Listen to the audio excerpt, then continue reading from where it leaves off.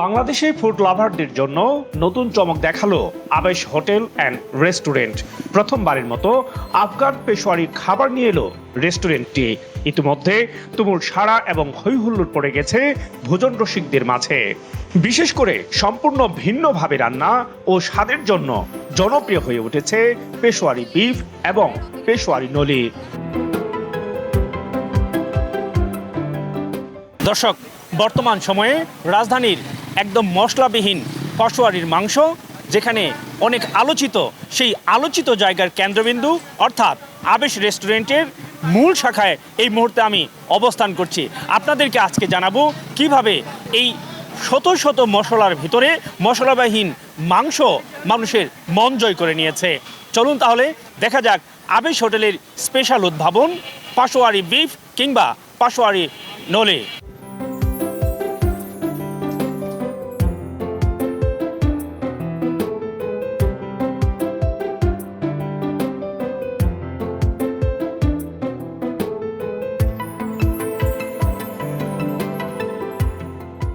মশলা ছাড়াই রান্না হওয়ার পেশোয়ারি বিফ এবং পেশোয়ারি নলি নিয়ে ক্রেতাদের আগ্রহ তুঙ্গে, যা এদেশে ফুড লাভার এবং ফুড কালচারে নতুন সংযোজন।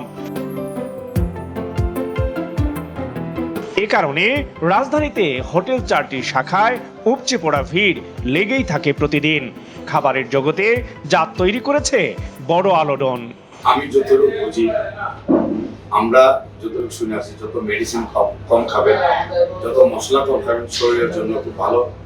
অনেক ফ্যামিলিরা আসেন, অনেক বৃদ্ধ ভাইরা আসেন যে মশলাওয়ালা খাবার খেতে পারেন না, অনেক বাচ্চারা আসেন মশলাওয়ালা খাবার, সেই চিন্তা করে, ফ্যামিলির চিন্তা করে, বাচ্চাদের চিন্তা করে, সবার এই দেশের মানুষের চিন্তা করে আমি মশলা ছাড়া একটা খাবার তৈরি করে দেখাই দিলাম। শুধু পেশোয়ারি বিফ আর পেশোয়ারি নলি নয়, বিফ হান্ডিরও উদ্ভাবক আবেশ হোটেল।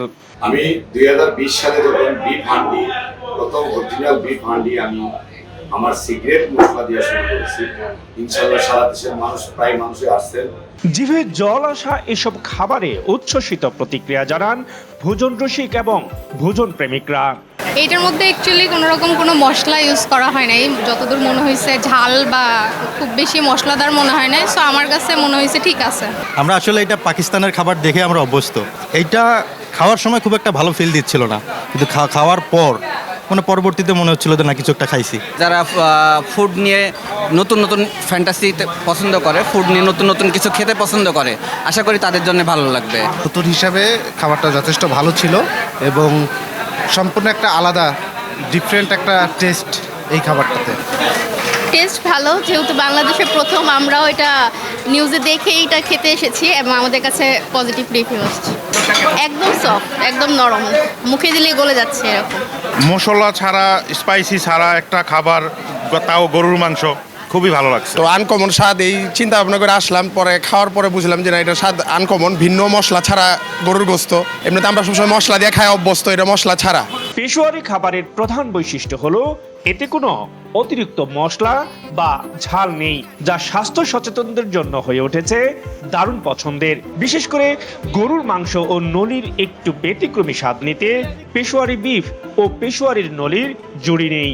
রাজধানীর আবেশ হোটেলের বিভিন্ন শাখায় গিয়ে উপভোগ করা যেতে পারে গরুর মাংস ও নলির এই নতুন অভিজ্ঞতা।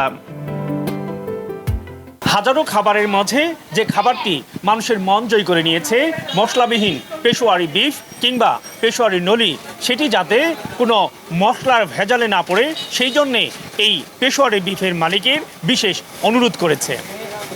সিরাজুল ইসলাম, বৈশাখী টেলিভিশন, ঢাকা।